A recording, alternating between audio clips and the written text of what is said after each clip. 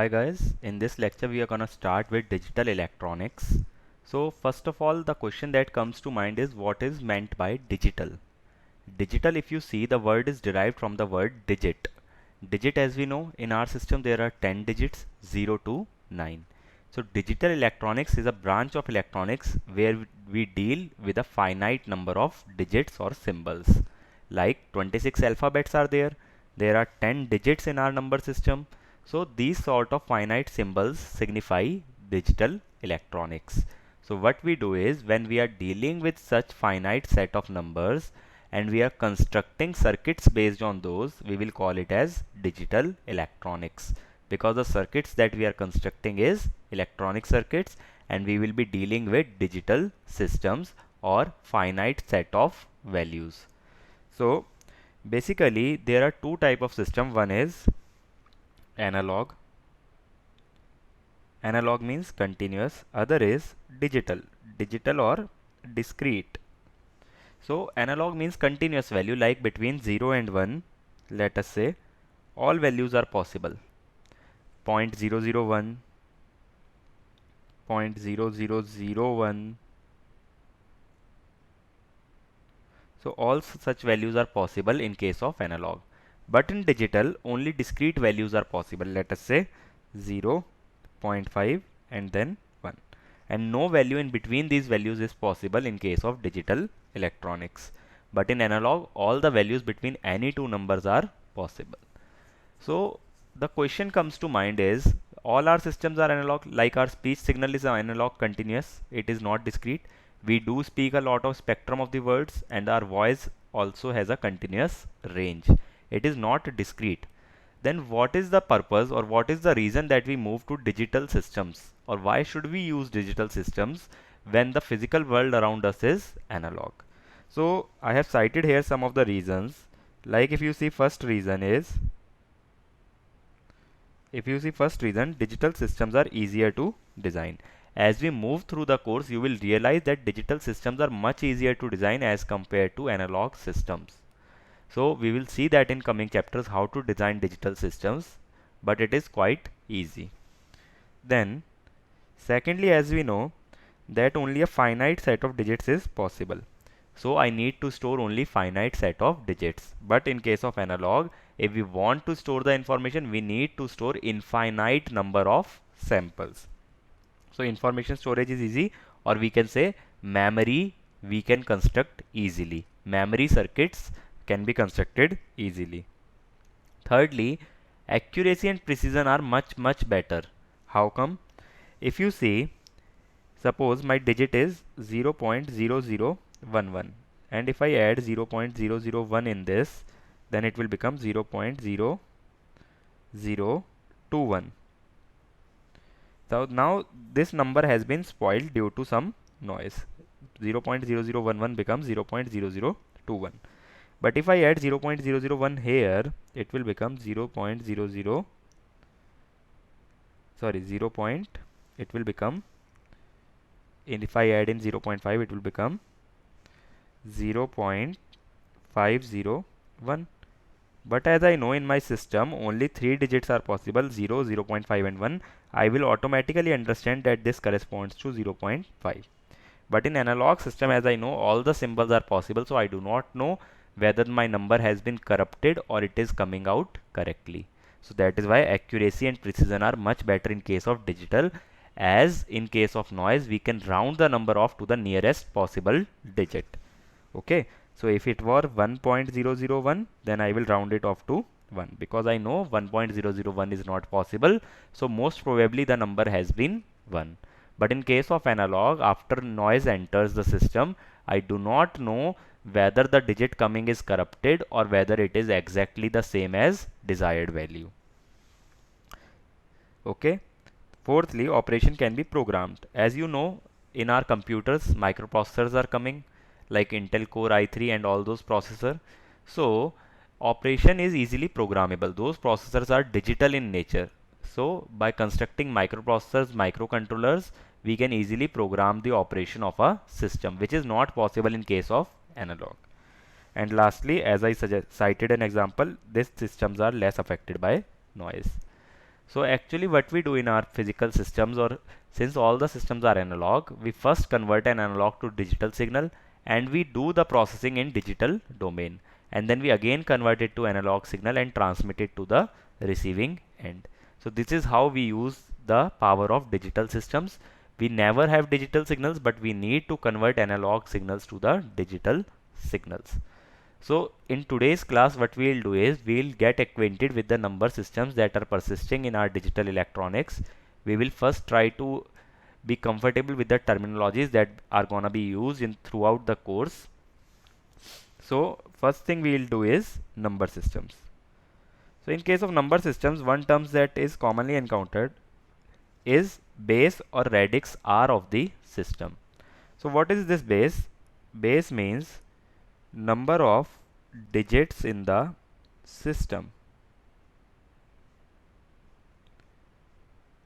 So suppose in my number system, decimal system, I know there are 10 digits. So base will be, or radix R will be 10. Digits are 0, 1, 2, 3 up to 9. Okay. Similarly, if we take an example of binary system, it has two digits only, 0 and 1. So radix R will be 2. So radix denotes the number of possible digits or number of symbols in a system. So in case of alphabets, the radix will be 26. In case of binary, radix will be 2. In case of decimal, the radix will be 10 because there are 10 possible digits. So in case of digital electronics, whenever we write a number or whenever we write a digit, we will specify the base along with it. Because suppose I write 10 on a base of 10, that means it is a decimal number. Same number can be written on a base of 2. So radix will be mentioned as a subscript to the number. That only signifies that my number is based in which system, because same number can be used in different systems, but its actual value will vary as per the system. So 10 in decimal does not equal to 10 in binary. Okay, that we'll see later on what is the exact value, but you need to remember this. Two numbers or the same number in different systems will mean a different value. So we need to specify what number system are we using. So all the number systems that we are going to study are called as positional number system, because the value of a digit depends on the position where it is lying in my system. Suppose my digit is, let us say, 256 on a base of 10. Then I can write it like this, as we used to do in our primary classes: 2 into 100 plus 5 into 10 plus 6, or 2 into 10 raised to the power 2, 5 into 10 raised to the power 1 plus 6 into 10 raised to the power 0. So this way, this digit is at 0th position, 6 is at 0th position, 5 is at 1, 2. So we know that the weight attached to 2 is 10 raised to the power 2, weight attached to 5 is 10 raised to the power 1, and that to 6 is 10 raised to the power 0. So the weight attached to a digit depends on the position of the digit in the system. So these sort of systems are called as positional number systems. And you see, the maximum digit in any number system can only be radix minus 1.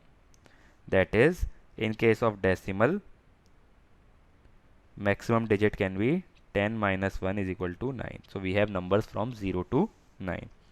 In case of octal or base 8, we can only have 8 minus 1 is equal to 7 as the maximum digit.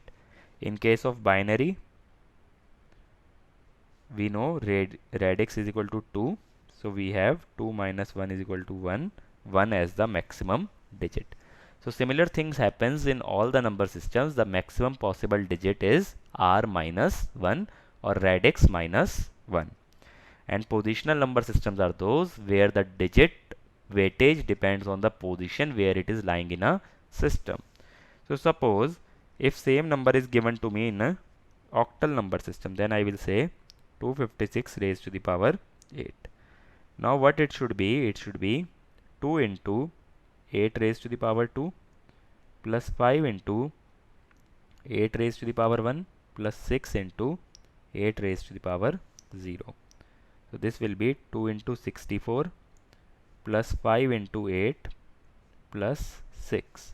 That will be 128 plus 40 plus 6. This will be 174. So now if you see here, 256 corresponds to 174, whereas 256 on a base of 10 means 256.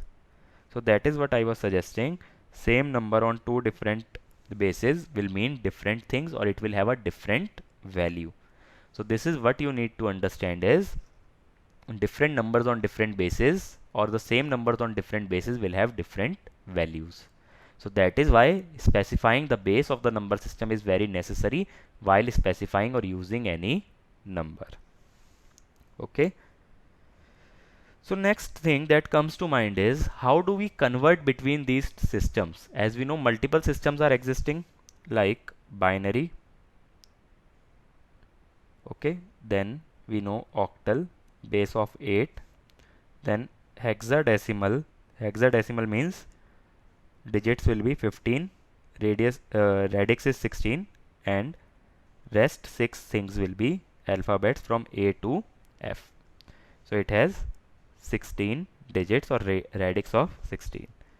And last one is decimal. So we do have these 4 number systems that we will be using in our course. So I wanted to know that how can we convert between these number systems or between from one number system to another number system. So first case that we are taking is converting from decimal to a radix R. That can be any radix. So suppose, first of all, let me try to convert it to binary. So I'll take a number, let us say 37 on a base of 10. Now here we need to do repeated division. How? First of all, divide 37 by 2. We get quotient as 18 and remainder as 1. Then divide 18 by 2. We get 9, remainder as 0. 9 by 2. We get 4, remainder as 1. 4 by 2. We get 2, remainder as 0. And 2 by 2. We get 1, remainder as 0. And after 1 we will get remainder as 1. Okay, if we divide 1. Now we have got these 6 digits. Write them down in reverse order like 1, 0, 0, 1, 0, 1 on a base of 2. Write down from bottom to top. So decimal binary equivalent of 37 is 100,101. Okay. So this is how we can write a decimal number into a binary. Same procedure will be followed for other radix, but we need to take care, we need to divide by the radix. Here the radix was 2, so I was dividing by 2. In case of octal, we will divide it by 8. But we need to write the digits finally in the reverse order. Last remainder will be written as first and first remainder will be written at the last. Now suppose I try to convert the same number to octal. We have 37 raised to the power, 37 on a base of 10. So what we will do is, we will divide 37 by 8. We will get 4 as the quotient and 3 as the remainder. And if I divide 4 by 8, I will get quotient as 0, remainder as 4. So what will happen is, here the remainder will be 5.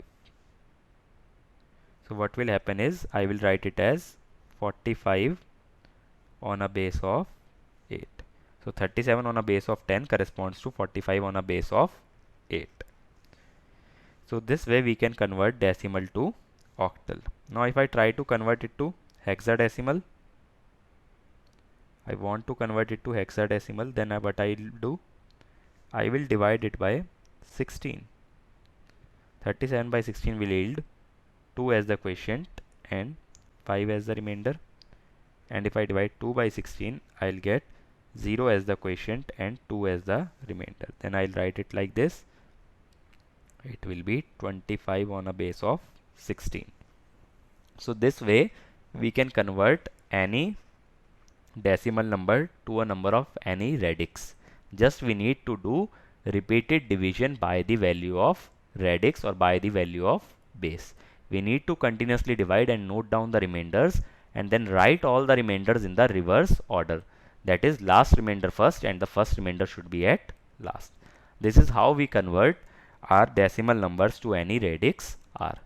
But what happens is most of the systems that we encounter will have decimal numbers, or will have the numbers where we have fractional part as well as integer part. So not all the numbers can be integers, because we know most of the numbers lie in the real number category instead of integers. Integers is just a special category. So the question arises, that is, how do we deal with fractional numbers? Suppose I give you a number 0.375 on a base of 10, then how do we convert it to any radix r if it is a fractional number? So what we do in case of integer, what we were doing? We were doing division. In case of fraction, we will do multiplication. So let us convert it to binary. So first multiply 0.375 by 2, it will be 0.750, and the integer part of this number will be 0. Now multiply 0.750 by 2, it will be 1.500, and the integer part will be 1. Now take its fractional part, that is 0.500, and multiply it by 2. It will come out to be 1.000. So it will be 1. So now what we do is, now since fractional part is 0, multiplying it by 2 will result only in 0, since the fractional part has become 0. Here we will write from first to last. So it will be 0.011 on a base of 2. So in case of integer, we write last value first and first value at the last. But in case of fractional number, we go from top to bottom or from first to last, not in the reverse order. And the other difference is, in case of fractional number, we will multiply it by the radix and we will take the integer part of the resulting number. So now what happens if I take a number which has both the parts, let us say 47.625, let us say it is on a base of 10. I need to convert it to binary. So what I will do is, I will take 47, divide by 2, what I will get is 23, and quotient as 1. 23 divided by 2, 11, quotient as 1. 11 by 2, 5, quotient as 1. 5 by 2, 2, quotient as 1. 2 by 2, 1, quotient as 0, remainder as 0, and 1 will yield quotient as 0, remainder as 1. Okay, and here if I take fractional part, 0.625 into 2 will give me 1.25, integer part is 1, then 0.25 into 2, it is 0.5, integer part will be 0, and then I'll get 0.5 into 2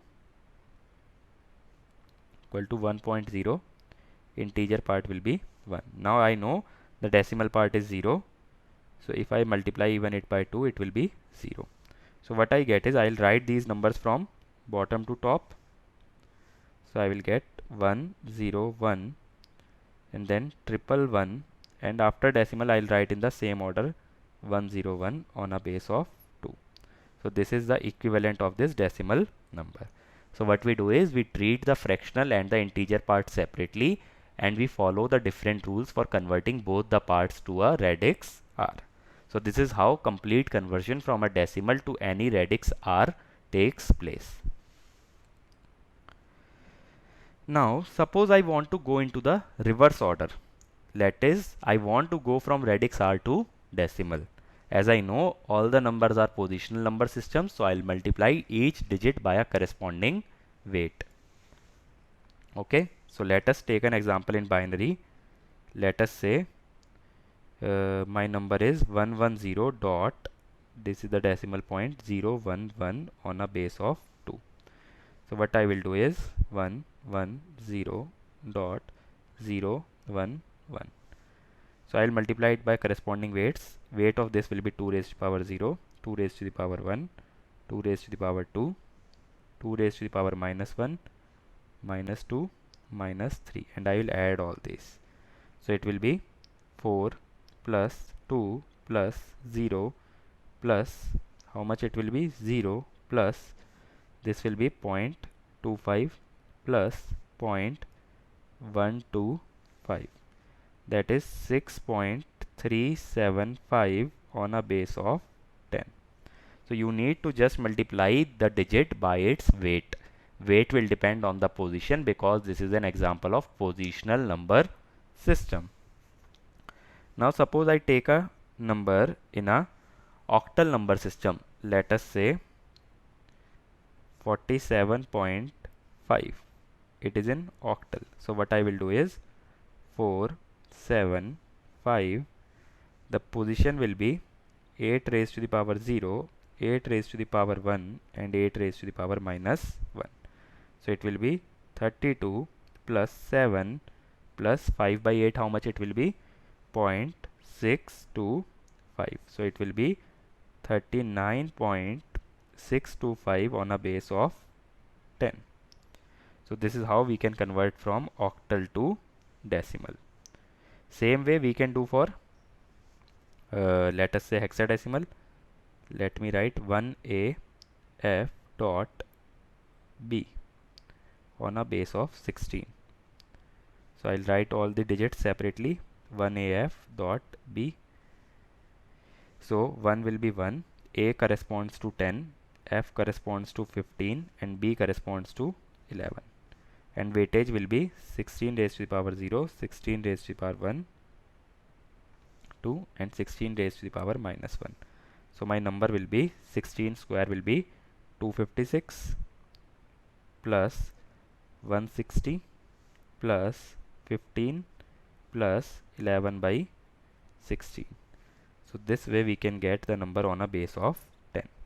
So this is how we convert any base or any radix to a decimal number. So this is the procedure to convert between different bases and decimal. But what happens, suppose if I want to convert a hexadecimal number to binary or an octal number to binary. So first let us take an example of octal to binary. So what I will do is, let us say I take a number 49 on a base of, sorry, we cannot take the digit 9 because only digits possible are 1, 0 to 7. So let us take 46 on a base of 8. So what we do is, in case of binary, I will write each digit in binary equivalent. So 4 can be written as 1, 0, 0. 6 can be written as 1, 1, 0. So it will be 1, 0, 0, 1, 1, 0 on a base of 2. So for that, what you need to do is, you need to remember some digits in all the codes, that is binary, that is hexadecimal, and that is also octal. So like, if I write all the digits, then 0 will come out to be 0, 0, 0, 1 will be 0, 0, 1, 2 will be 0, 1, 0, 3 will be 0, 1, 1, 4 will be 1, 0, 0, 5th will be 1, 0, 1, 6th will be 1, 1, 0, 7th will be 1, 1, 1. You will find all these codes in the reading material or study material, or you can look up into some standard books. You will find all these codes. So some codes you need to remember. Then what you do is replace each digit by its binary code.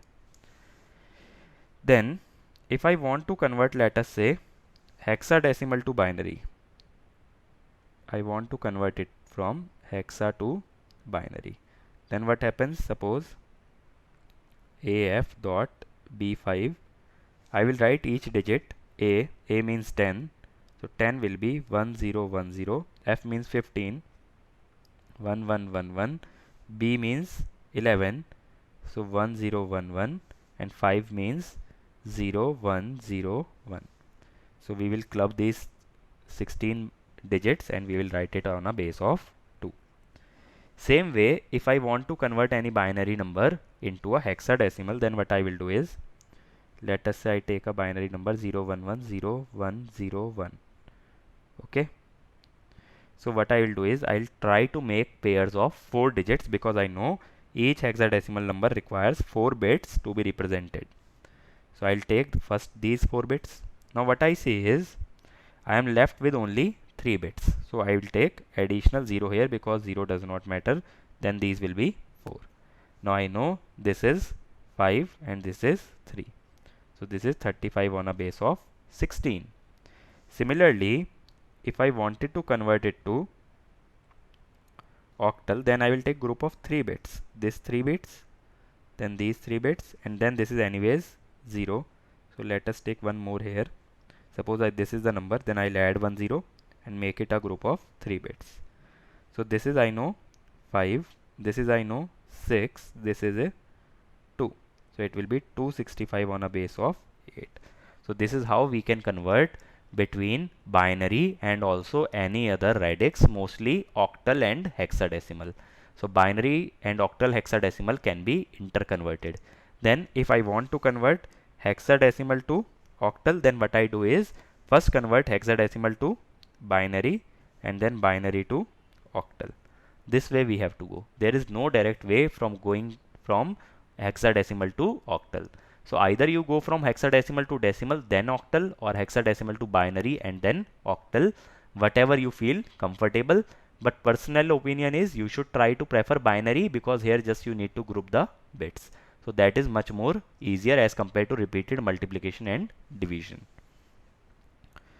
Now, if we summarize whatever we have done or whatever we have conversions we have taken, first I told you that max digit is any number system is r minus 1.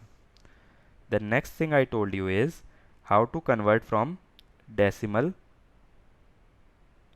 to r is by division. You have to repeatedly divide a number by the radix r. In case of fraction, you have to multiply. Okay.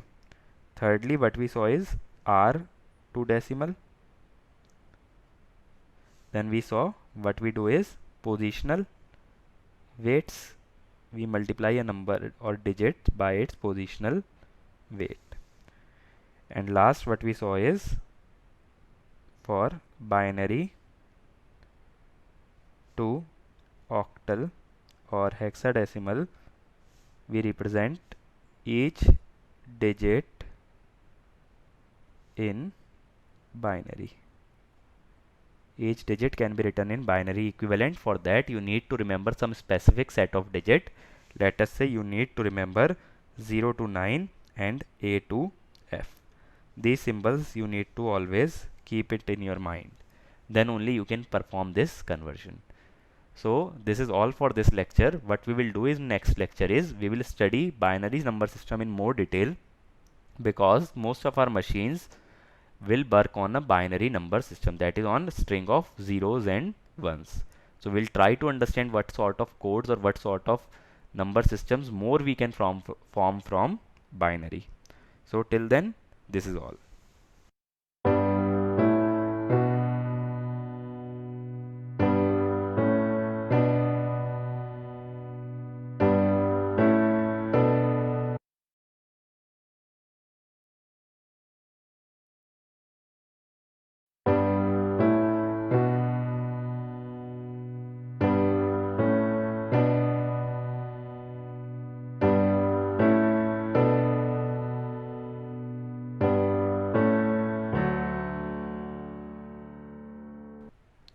Hi guys, in the last lecture we covered about the number systems, the basic number systems that exist in our digital electronics, which are decimal, binary, octal as well as hexadecimal. So in this lecture we will discuss more about binary number system. Why? Because all our computers will work on binary numbers. That is, they will be working on a string of zeros and ones, because computer understands digital values or discrete values much better in case of binary 0 and 1. So we will discuss about how to encode our information in the binary codes. There can be many codes possible, like I can encode my information in a string of zeros and ones in more than one ways. So we will discuss about such codes today. So first code that comes to mind is BCD code. Here BCD refers to binary coded decimal. So this is the BCD code. Here what we do is we represent each digit from 0 to 9 by its binary equivalent of 4 bits. Example, 6 can be written as 0, 1, 1, 0. 9 can be written as 1, 0, 0, 1. But if you see, 4 bit will have 2 raised to the power 4 is equal to 16 combinations, but we have only 10 digit, which means 6 combinations will not be used from 10 up to 15. These numbers will remain unused in case of BCD coding. Now suppose I give you a number, let us say 879 in a decimal value. I want BCD equivalent. So what we will do is we will replace each digit by BCD. 8 will be replaced as 100, 7 will be 011, and 9 will be 1001. This will be my BCD code for this number 879. So what we do in BCD code, just we replace each digit by its binary equivalent. But what we were doing in binary code is we were repeatedly dividing by 2, obtaining the remainders and then writing them as a string of zeros and ones to obtain the binary. Here it is much more easier, just replace each digit by its binary equivalent of 4 bits. Next such code is called as access3 code. Here, as the name suggests, access3 means we will add 3 in each number. That means 0 will become 3 and we will write it as 0, 0, 1, 1. Similarly, if we write 4, it will become 7. It will be 0, 1, 1, 1. So same way we can write digits from 0 to 9, and these digits will be mapped to 3 to 12. So here also we will have only 10 combination. 6 will be unused. Which 6 will be there? 0, 1, 2, because these digits are not possible when you are adding 3 to any digit. And again 13, 14, 15. So these combinations will be unused in case of my access3 code. So in access3 code there is no extra effort involved. Just replace or just add 3 to every number and then create the binary equivalent. Just we will add 3 in each digit. Okay. So these 6 states will remain unused. In our BCD code, the states unused were that were 10 to 15. Here it is 0, 1, 2, 13, 14, 15. So this is my access3 code. Now the most important code that is present in binary is gray code. The special thing about gray code is only one bit will change between successive combination. Now if we look at binary code, if I write 0, 0, 1, 0, the next will be 0, 0, 1, 1, then next will be 0, 1, 0, 0. Now if you see between these two, these 3 bits all have changed. The last 3 bits, all the bits have changed. So what happens is 3 bits have changed between 2 combinations. But the special thing about gray code is between any successive combination only 1 bit is supposed to change. That means it will be 0, 0, 0, 1, then it will be 0, 0, 1, 1, then it will be 0, 0, 1, 0. Now if you see here, only second bit has changed, and here only last bit has changed. Same way we can construct the gray code, but we need to remember between two successive numbers only one bit needs to change. So how the count will go on? It will be 0, then it will be 1, then it will be 3, then it will be 2, then it will be 6, then it will be 7, then it will be 5, then it will be 4. So if you write the numbers in this fashion, only one bit is changing at a time. So this is called as gray code. Why is gray code so important? Because it is used in error detecting codes. Because I know between two successive combination, if more than one bit is changing, that means there is something wrong with my combination. Because in gray code, only one bit is supposed to change. So we can detect such kind of errors where more than one bit is changing between two successive combinations. So this code has an inherent error detection property. We can detect errors using this code. So now, how can we directly write gray code, or what is the procedure to go from binary to gray? So let us take a number. Let us say 0, 1, 1, 0, 1. Suppose this is in my binary code. I want to go to gray code. So what to do is write these bits like this. MSB will remain same as binary. Now do addition of these two numbers. 0 plus 1 will give you 1. Then add these two. 1 plus 1 will give you 0. Sum will be 0. Carry will be 1. So carry is discarded. Here carry is discarded. So we won't consider this carry. Then 1 plus 0 will again give you 1. 0 plus 1 will give you 1. So this gray code will become 0, 1, 0, 1, 1. This is my gray code equivalent of this binary number. Just add successive bits and discard any carry that is being generated. In later chapters, I'll explain you clearly how to perform the addition. So you will learn that how carry is getting generated. Just compare it with the decimal addition. Whenever we add two numbers, let us say 8 plus 9, what we will do is 8 plus 9, let us say 88 plus 98. We will say 88, 16. So 1 will be carry. This way in the binary addition also carries are being generated.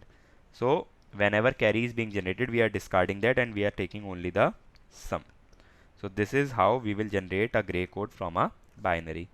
Now suppose if I want to go reverse, let us take the same number, that is 0, 1, 0, 1, 1. I know this is in my gray code. Suppose I want to generate binary from this. Then I will again write digits like this. MSB will remain same, that is 1. Sorry, that is MSB will remain same, which is my 0. Then what to do is take this generated number with the next bit, sum it. Now you will get 0 plus 1, 1. Take this with the next bit, sum it. We will get 1 again. Take it with the next bit, add it, we will get 0. This one, 1. So we will get 0, 1, 1, 0, 1 in case of binary. So what we are doing is we are adding the generated number with the next bit. So this is how we are generating binary code from gray code. So for going from binary to gray, we will add successive bits. For going from gray to binary, what we will do is we will add generated bit with the original next bit. Okay, remember next bit will be added to the generated bit. In case of binary to gray, we will add successive bits. Do keep this in mind so that you can easily transform between binary number and gray codes. So this is a very important conversion that you need to remember. So next thing is that what is called as complement. So sometimes what happens is while we are doing addition or subtraction, we represent numbers in complement form. Complement is not necessarily for negative numbers, but we can represent negative numbers in complement form. So complement we take for numbers while performing mostly subtraction operation, so that we can perform the subtraction operation quite easily. So when we are taking the complement, we need to know the radix on which we are complementing, radix r. So there are two complements that are defined, radix r complement. How do we do this complement is we will do r raised to the power n minus n. where n is the number which we want to complement and n is the digits in that number. Okay, so suppose if there is 678, so there are 3 digits and number will be 678. There is another thing called as r minus 1's complement, that will be r raised to the power n minus 1 minus n. These two complements are defined for a radix r raised to the power n minus n and r raised to the power minus n minus 1 minus n. So, but the special thing or the best thing that you need to remember is about 2's complement or 1's complement. So, how to obtain 1's complement is just complement all bits, that is replace 0 by 1 and 1 by 0. So, if I give you a number 0 1 1 0 1, its complement or 1's complement will be replace all zeros and ones 1 0 0 1 0. All ones will be replaced by zeros and zeros will be replaced by ones. This is how we generate 1's complement. Next thing is 2's complement. How do we generate this? It will be 1's complement plus 1, that is 1 0 0 1 0 plus 0 0 0 0 1. We will add this, it will become 0 0 this 1 0 0 1 1. This will be my 2's complement. So this is a simple method. Instead of going to r raised to the power n minus n, better do 1's complement directly by complementing all the bits, and 2's complement is 1's complement plus 1. So do remember this, because while performing subtraction you may be required to perform 2's complement or 1's complement, or in GATE exam directly it can be asked what is the 2's complement of this binary number. That time you need to remember how to take the 2's complement. Next thing is signed magnitude. So what happens is there can be positive as well as negative numbers. So it is very easy in decimal notation to represent positive and negative numbers. Just we will insert a negative sign. But in case of binary it is not the case. We do not insert any negative sign. Then how do we identify whether the number is positive or negative? So we perform one trick here is we keep the MSB. MSB is most significant bit. So we keep MSB as sign bit, means it will be used to represent sign. MSB is the most significant bit, it will be the leftmost bit. Okay. So if MSB is 1, I will understand number is negative. If MSB is 0, I will understand that the number is positive. So that means if we have n bits, 1 bit is for sign plus n minus 1 bits are for number. So the range that we can use is, since only n minus 1 bits can be used for magnitude, it will be 2 raised to the power n minus 1 up to 2 raised to the power n minus 1 minus 1. These are the bits that can be represented because only we have n minus 1 bits available and not the n bits. If there were n bits, we will say 2 raised to the power n minus 1. But here we have n minus 1 bits, it is 2 raised to the power n minus 1 minus 1. So that is how we can represent a signed magnitude number. Just we will represent MSB as the sign bit and rest of the bits will be identifying the magnitude. So now we come to binary addition. That is why we were seeing complement and this signed magnitude notation. So binary addition, suppose I want to add, let us say 5 plus 6. So I will represent these numbers in binary 0, then 1 0 1 0 1 1 0. So these are my binary numbers. Now remember these rules. When 0 plus 0 it will result in 0 sum 0 carry, sum carry. 0 plus 1 will result in 1 sum 0 carry. 1 plus 0 will result in sum 1 0 carry. 1 plus 1 will result in 0 sum and 1 carry, because 1 plus 1 will get 2. 2 will can be represented as 1 0, so 1 carry and 0 sum. So here if you apply this, it will be 1 sum 0 carry. Again it will be 1 sum 0 carry. This will be 0 sum 1 carry. It will be 1 sum 0 carry. That is 1 0 1 1, or it is equal to 11. 5 plus 6 will give you 11. Now performing the addition is a simple task. Now suppose I wish to subtract these numbers instead of addition. Now suppose I want to subtract. Then I know from here, if I subtract these numbers, I will get -1. So now what happens is, if we are subtracting, we can take the ones complement of the negative number. So if it is ones complement, then it will be ones complement will become 1 0 0 1. Now if we add these two numbers, sum will be 0 1 1, then 1, then 1. Now suppose if carry were generated here, the carry is 0. That means if carry is 0, result is negative. So what we do is, we take complement or ones complement of the number, which will be 0 0 0 1, and the sign will be same as that of complemented number. We complemented this number, sign will come out to be negative. So answer will be -1. Okay. If carry is 0, the answer will be -1.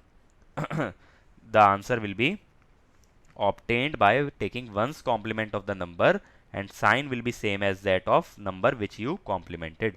So mostly we will complement the negative number, so sign will be negative. So do remember, we complement negative number, and if carry is 0, sign will be negative, and ones complement of the result should be taken. Okay.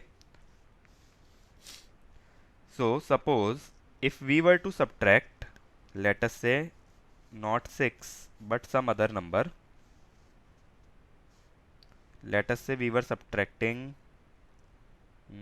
5 minus 8, that will be -3.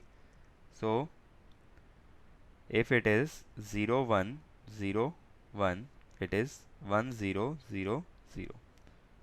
So what we will do is, we will take ones complement 0 1 1 1 and 0 1 0 1. We need to add these two. Here the sum will come out to be 1 1 0 0. So as we see, there is no carry. That means the result is negative. We will take ones complement of the result, that is 0 0 1 1, and we will attach a minus sign, that is -3. This is how subtraction is performed with the help of ones complement. Now suppose if carry were generated, if carry was 1, what we will do is add it to the last bit, and sign is positive. This change only comes if carry is being generated. We need to add it to the last bit, and sign will be positive. If carry is 0, sign will be negative. Take ones complement of the result. Okay. So carry 0 signifies negative result, carry 1 signifies positive result. Suppose if same subtraction were to be performed with 2's complement, let us say 5 minus 8 is equal to -3 needs to be performed with 2's complement. So what happens is, suppose we will represent these numbers in binary 0 1 0 1 1 0 0 0. So we will take 2's complement of this negative number. First we will take 1's complement, that will be 0 1 1 1. Then we will add 1, that will be 1 0 0 0. So this is itself the 2's complement. Now suppose I add this 1 0, then it will be 1 1. Here we will check for MSB. Instead of sign, we will check MSB. If MSB is 1, it signifies negative number and we need to take 2's complement. So 2's complement can be taken by taking first 1's complement 0 0 1 0 and then adding 1, that will be 0 0 1 1, and since the result is negative it will be minus, so minus 3. If MSB were 0, result will be positive. We do not need to take 2's complement. So remember, both in 1's complement and 2's complement, if the result is negative, we need to take 1's complement or 2's complement respectively in the cases where we are doing the subtraction. So it depends whether you are using 1's complement or 2's complement, but you need to take the complement if the result is negative. That you need to always remember. The result being negative can be indicated by a number of factors. In 1's complement, it is by looking at the carry. In 2's complement, it is by looking at the value of most significant bit. So if we take one more example for binary addition, let us take this time a bigger number, 15 minus 24, let us say. This we need to do is minus 9. So suppose we are doing it by 2's complement. So 15 can be written as 0, 1, 1, 1, 1. 24 can be written as 1, 1, 0, 0, 0. So if we want to perform 2's complement, we will take 1's complement first, 0, 0, 1, 1, 1. Then we will add 1, it will be 0, 1, 0, 0, 0. So we have two numbers 0, 1, 1, 1 and then 0, 1, 0, 0, 0. We will add these 1, 1, 1, then 0, 1. Here since MSB is 1, it signifies negative result. So we will take 1's complement. 1's complement will be 0, 1, 0, 0, 0 and then we will add 1 more to this. So it will be 0, 1, 0, 0, 1. That is with a negative sign, which is equal to minus 9. So this is how binary addition or subtraction can be performed. So subtraction is nothing, just complement addition. Now next thing is, we studied BCD code just now, how to perform addition in BCD code. So what happens is, suppose if there are two numbers, let us say 87 and 89, we need to add these two numbers. So first we will represent each one in BCD code. So 87 can be 100 0 111. This is 8 and this is 8 and this is 7. 89 can be 100 and 1001. These are my two numbers in BCD form. So first we will add these digits. Suppose if I add this, it will be 0, carry 1. This will be 0, carry 1, 0, carry 1, 0, carry 1. So if carry is 1, that means here if you see 7 and 9 will result in 16. So carry is 1, that means result is greater than 10. So what we will do is, we will add 6 to this. Whatever the result is 0, 0, 0, 0, we will add 6 to this. This is like this, so it will become 0, 1, 1, 0. So it will be coming out here 0, 1, 1, 0. And carry will be taken with the next bit. Now if we add next numbers, it will be 1, 0, 0, 0. Again carry will be 1. If carry is 1, that means this number is also bigger than 16. So what we will do is, we will again add 6 in this.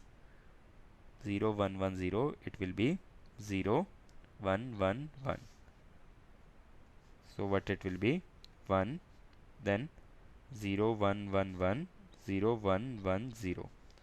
So that means it is 176 on a base of 10. So this is how BCD addition will be performed.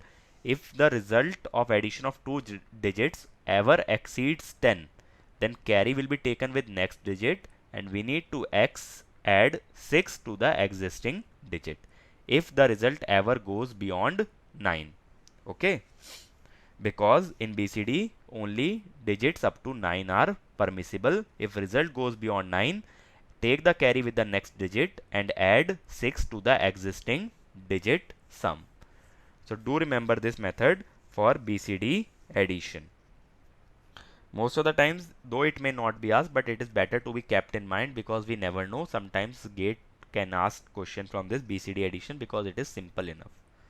So guys, what we learned in today's class is, we learned that there are three most important codes that are used in binary. One is BCD code, that will be each digit will be represented by its binary equivalent. Next was access 3, in which we added 3 to each number and then represented in binary. Next was gray code, in which only one bit changes from going from one count to other, or one successive digit to the other. And we learned how to convert from binary to gray and gray to binary. Then what we did is, after that we learnt about complements, radix r complement and r minus 1's complement, and we learnt 1's and 2's complement. 1's complement is obtained by complementing all the bits, and 2's complement by adding 1 to the 1's complement. Then we learnt about signed magnitude, how to represent signed numbers, that is, if MSB is 1 it will be a negative number, if MSB is 0 it will be a positive number. Then we learnt about how to perform addition and subtraction in binary. Subtraction can be performed by 1's complement, and if carry is 0 that means result is negative, if carry is 1 result is positive. And then we learnt addition in 2's complement. If MSB is 1 result is negative, MSB is 0 result is positive. And at the last we saw BCD addition. If ever any digit exceeds 9, we need to add 6 to that digit and take carry with the next digit.